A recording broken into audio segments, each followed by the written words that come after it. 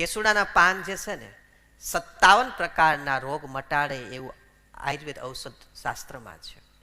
એના કેસુડાનો પાનના જે ફૂલ જે છે એના ફૂલ જે છે એને તમે અત્યારે આ સિઝનમાં લઈ લો, સૂકવો અને એનો પાવડર કરો, ખાંડી નાખો મસ્ત, અને પછી એમાં ગુલાબજળ લગાવીને મસ્ત ચહેરા પર લગાવો, અથવા જ્યાં ધાધર થયું હોય, જ્યાં સફેદ ડાઘ હોય, સોરિયાસિસ હોય, ત્યાં તમે લગાવો. 2-5 વાર લગાવવાથી ગાયબ થાવ. આટલું રિઝલ્ટ છે કેસુડાની અંદર.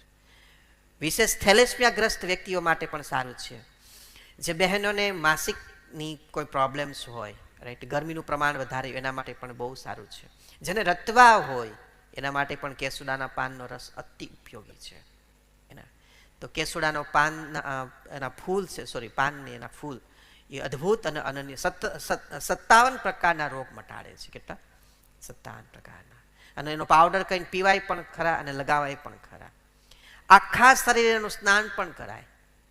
તો 2 દિવસ, જો કે અત્યારે કેસુડા બંધા છે, આવી ગયા છે, તો એ અત્યારે આપણે પલાળવાના છે રાત્રે મસ્ત, અને 3 દિવસ સુધી એને 72 કલાક સુધી પલાળવા પડે. કેટલી?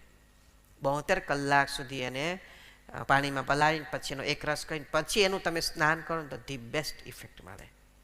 એના નેગેટિવિટી દૂર થાય. એને કેટલું બધું છે. કેસુડા 3 પ્રકારના છે. સફેદ કલરનો હોય, બ્લેક હોય અને કેસરી હોય. સફેદ જે છે એ આધ્યાત્મિક છે.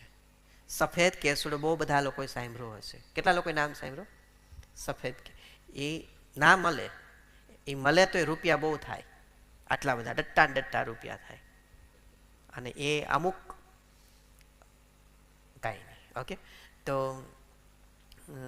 3 પ્રકારના હોય છે કેસુડા. એમાં કેસરી કલર છે એ સ્વાસ્થ્ય માટે બહુ સારું છે. એના સ્વાસ્થ્ય માટે ખૂબ જ લાભદાયી છે. કોઈ બહેનને રતવા હોય, ગર્ભના, કેસુડાના પાનનો રસ, ફૂલનો રસ અક્ષીરમાં આપશે. જેનું ગર્ભાશય ગરમ હોય, વ્હાઇટ ડિસ્ચાર્જ થતું હોય, પછી ઇન્ફેક્શન હોય, યોની ઇન્ફેક્શન હોય, એનો પાનનો રસ યોનીની અંદર ભરી દેવાનો. એના જેટલો ભરાય એટલો ભરી દેવાનો. 3 કલાકમાં યોની ઇન્ફેક્શન ગાયબ.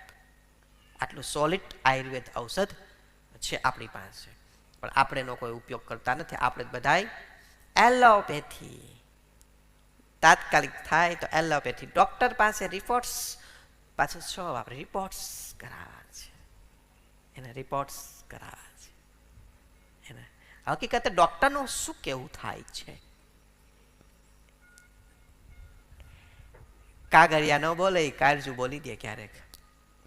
એના તો આજ વખતે કેસુડાના રસથી આપણે રંગોત્સવ સેલિબ્રેટ કરશું. ઓકે, એક રંગમાં રંગાવું એ ધૂળેટીનો ઉત્સવ એવું કહે છે. એક રંગમાં રંગાવું, 2 રંગા નહીં થવાનું, એક રંગું થવાનું.